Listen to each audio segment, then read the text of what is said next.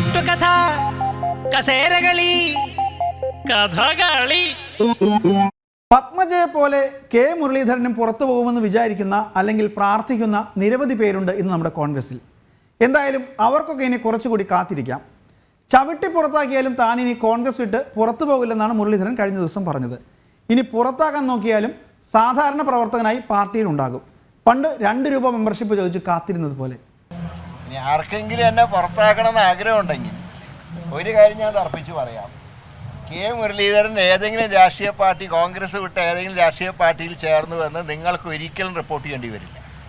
പാർട്ടിയിൽ നിന്ന് എന്നെ പുറത്താക്കിയാൽ പോലും ഞാൻ പാർട്ടി വിടില്ല. ഞാൻ പോവൂല. നിന്നോട് പോകാനല്ലേ പറഞ്ഞത്? ഞാൻ പോവൂലെന്നല്ലേ ഞാൻ ആദ്യമേ പറഞ്ഞു. ഈ രാഹുൽ ഗാന്ധിയുടെ നേതൃത്വം അംഗീകരിച്ചുകൊണ്ട് ഒരു സാധാരണ ഒരു പ്രവർത്തകനായി മുന്നോട്ട് പോകാൻ എനിക്കൊരു പ്രയാസമില്ല. അതുകൊണ്ട് കോൺഗ്രസ് പാർട്ടി വിട്ട് ഒരു കളിക്ക് ഞാനില്ല. നീ മര്യാദയ്ക്ക് ഇവിടെ നിൽക്കുമോ? അയ്യോ, ഞാൻ മര്യാദയ്ക്ക് നിൽക്കുന്നേ, പക്ഷെ അടികൊണ്ട് ഇങ്ങനെ ആയിപ്പോയതാ സത്യം. പുറത്താക്കിയാൽ പോലും പാർട്ടിയിൽ ഞാൻ പോവില്ല. ആ കാര്യം 101% ഉറപ്പാണ്. കെ കരുണാകരന് ഞാനായിട്ടിരിക്കുന്നത് എനിക്ക് ചീത്തപ്പേരുണ്ടാക്കില്ല. മരിച്ചുപോയ കെ കരുണാകരൻ ഏതായാലും കുടുംബത്തിലെ ആ പേരുണ്ടാക്കി ഞാൻ ആ വഴിയിലേക്ക് പോവില്ല.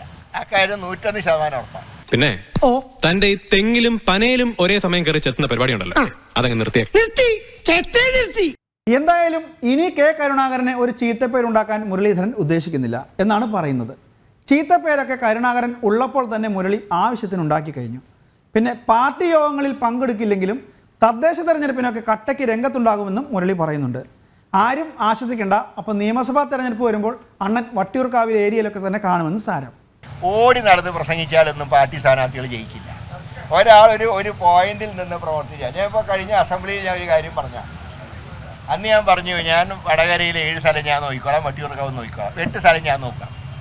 അങ്ങനെ വരുമ്പോൾ നേരെ മറിച്ച് കാസർഗോഡ് മുതൽ തിരുവനന്തപുരം വരെ പ്രസംഗിച്ചാൽ സ്ഥാനാർത്ഥികൾ ജയിക്കില്ല. നമ്മൾ നിന്ന് അതിനു വേണ്ടി പ്രവർത്തിക്കണം.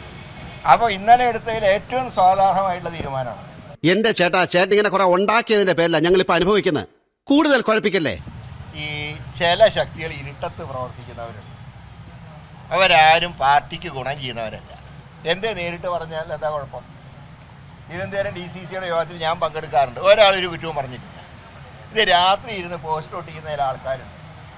അങ്ങനെയുള്ളവരെയൊക്കെ ഈ പാർട്ടിയിൽ നിന്ന് ചവിട്ടി പുറത്താക്കിയാൽ അത് പാർട്ടിക്ക് അത്രയും ഗുണകരമാണ്. അതൊക്കെ അന്വേഷിച്ച് കണ്ടുപിടിക്കേണ്ടതാണ്. അതാണ് ഈ ഇരുട്ടത്ത് ഒട്ടിക്കൽ പരിപാടി. ഇനി കണ്ടാൽ ചിരി വരുന്ന ചില സങ്കട കാഴ്ചകളോടെ ഈ ആഴ്ച വിടവാങ്ങുന്നു. കഥകളി ഇനി അടുത്ത വ്യാഴാഴ്ച രാത്രി 9:30. നമസ്തേ.